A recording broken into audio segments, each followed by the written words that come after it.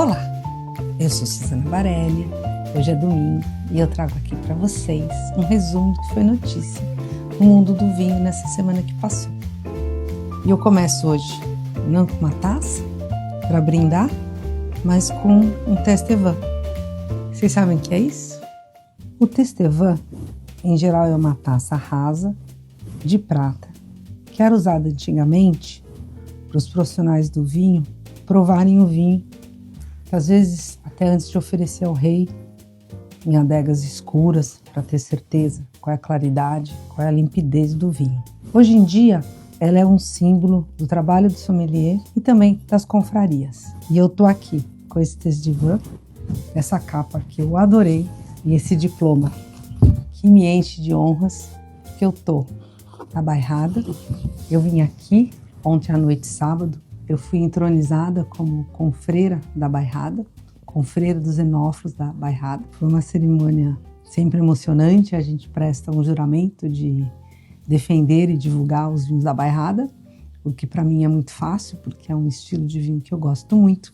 E eu queria agradecer muito o Luiz Pato e o Pedro Soares, que foram os dois responsáveis pela indicação do meu nome para ganhar essa honraria. Obrigada, Luiz, obrigada, Pedro. Se for possível, a gente brinda assim. Subiu aí na Levan Filosofia o texto que eu publico todo sábado no Paladar, no Estadão. E o tema, dessa vez, foi Itália. Novamente, Itália. É uma matéria que eu faço um pot-pourri de vários produtores que passaram no Brasil essa semana, não necessariamente para o Gambero Rosso, por mais que tenha tido um evento do Gambero Rosso, mas que passaram no Brasil, porque o Brasil, como a gente já comentou, cada vez mais é o foco da Itália, ou é um dos focos da Itália. E nesse texto que eu escrevi para o Paladar, no site subiu também uma entrevista que eu fiz com o Marco Sabelli, conversando sobre o atual momento da Itália. Ele fala dessa necessidade de buscar novos mercados, fala até que ele adoraria fazer uma edição do Gambero Rosso em Cuba, por exemplo. Fala da diversidade da Itália, que tem um lado que é muito rico, porque você tem muitas uvas autóctones em várias regiões, você tem solo diferente, você tem clima diferente, então você tem vários vinhos, você tem uma diversidade muito grande, mas por outro lado, quando você tem que trabalhar uma região, ser muito diverso atrapalha. Ele fala disso, ele fala de novas regiões, fala muito do Langhe, ali no Piemonte, falando de Pinot Noir e Chardonnay, não apenas de Nebbiolo. Fala da região dos Alpes, que é um clima frio, que antes não dava para cultivar videira e hoje tem vinhos interessantes. Fala da região do Sul, fala das ilhas. É uma boa conversa que está ali no site do Paladar para quem quiser conferir. O texto do Paladar traz ainda 3 produtores. O primeiro é o Arturo Palante. O Arturo veio ao Brasil para conversar com a Mistral, que é a importadora que traz os vinhos dele, no caso é o Castelo de Ama. Ele é da 2ª geração dessa vinícola, está aprendendo com os pais um pouco de como vinifica, um pouco como administra essa vinícola que é referência na Toscana. E a conversa com ele foi tanto sobre as variedades internacionais, o grande vinho, ou um dos grandes vinhos do Castelo de Ama é o Laparita, que é um grande exemplo de Merlot, e também tem vários Chiantis clássicos, que são exemplos de Sangiovese, tudo ali na mesma região e de muita qualidade. Depois tem uma conversa com o Ivan Genuso, da Gork Tong. Essa é uma tenuta, uma vinícola do sul da Itália, da Sicília, e que o foco maior são nos vinhos brancos. E a proposta da Seconello, que é a importadora que traz esses vinhos para o Brasil, é focar em rótulos de boa qualidade e preço. Então são vinhos brancos a partir de R$140, R$150, que eu achei muito interessante e que mostra essa diversidade da Sicília, de variedades brancas, conforme a região em que está o vinhedo, que nos dão muito prazer em degustar.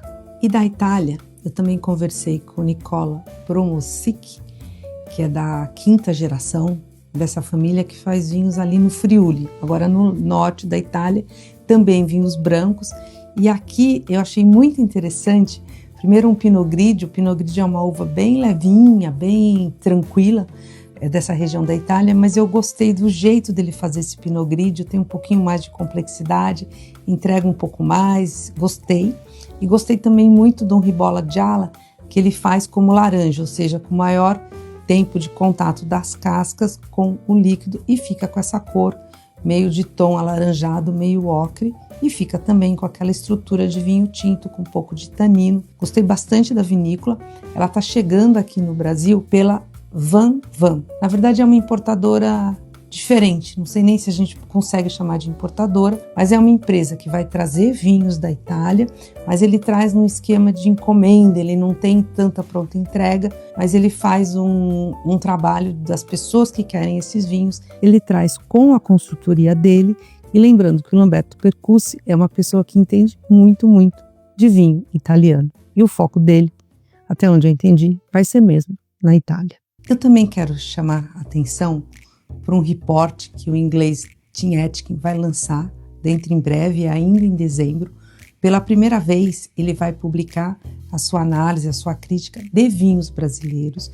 Quem degustou para ele foi a Gabriela Zimmer, que vive aqui na América do Sul, e são mais de 200 vinhos avaliados de mais de 40 vinícolas. Eu acho que para o Brasil isso é muito importante, vai ter o peso de um crítico inglês falando dos vinhos brasileiros, e eu estou muito interessada, muito curiosa em saber qual vai ser a avaliação que ele vai ter dos vinhos brasileiros. A Anima Vino, a importadora do Alaolino, que é aquele personagem que sempre chama atenção no Hospício de Boni, ela também tem um foco grande em champanhe, e aí no caso champanhes de pequenos produtores.